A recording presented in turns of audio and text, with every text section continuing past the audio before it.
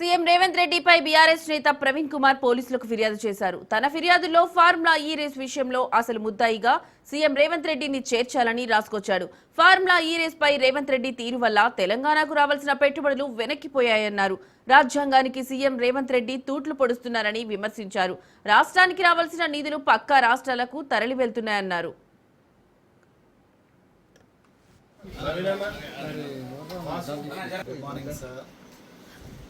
ఈ రాష్ట్రానికి రావాల్సిన పెట్టుబడులు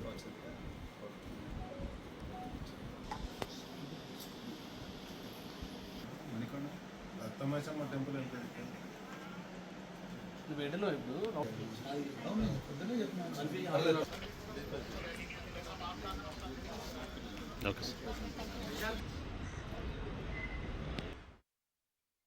రాజ్యాంగానికి పట్టపగలే ఇప్పుడున్న ముఖ్యమంత్రి రేవంత్ రెడ్డి గారు తూట్లు పొడుస్తుంటే ఒక బాధ్యతాయుతమైన పౌరుడిగా నేను కూడా పన్ను కడుతున్నాను. ఆ డబ్బులు పెట్టుబడులుగా పెట్టబడ్డాయి.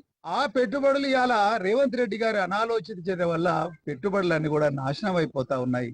భారత న్యాయ సంహిత 316 ప్రకారం ఆ సెక్షన్ కింద వారి మీద criminal breach of trust case పెట్టాల్సిందిగా ఈరోజు నార్సింగి పోలీస్ స్టేషన్ లో నేను కంప్లైంట్ ఇవ్వడం జరిగింది. ఈ ఫార్ములా ఈ రేసు వ్యవహారంలో నిజానికి గత ప్రభుత్వం వేల ఉద్యోగాలు తెలంగాణ యువతకు ఇప్పించడం కోసం 55 కోట్ల రూపాయల విలువైన పెట్టుబడి పెడితే ముఖ్యమంత్రి గారు ఏమాత్రం ఆలోచించకుండా వాస్తవాలను ప్రజల నుండి దాచిపెట్టి విషయాన్ని పక్కదో పట్టించే ప్రయత్నం. ఈ రోజు కేటీఆర్ గారు కాదు ఇందులో నిందితులు, మీరు నిందితులు. మీ వల్ల తెలంగాణకు రావాల్సిన వేల కోట్ల రూపాయల పెట్టుబడులు పోయినాయి.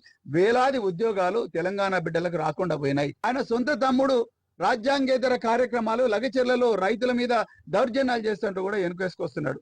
అమెరికా పోయి వాళ్ళ బంధువులకు కంపెనీలలో పెట్టుబడులు పెట్టేటట్టుగా చూసిండు. ఇక్కడ వచ్చి అమృత్ రిండర్స్ లో మళ్ళా వాళ్ళ బంధువులకి ఇస్తున్నారు. ఇలా మీరు మొన్న సంక్రాంతి నాడు కైట్ ఫెస్టివల్ చేసిండ్రు. కైట్ ఫెస్టివల్ కు 3 కోట్ల రూపాయల పెట్టుబడి పెట్టిండ్రు తెలంగాణ ప్రభుత్వం.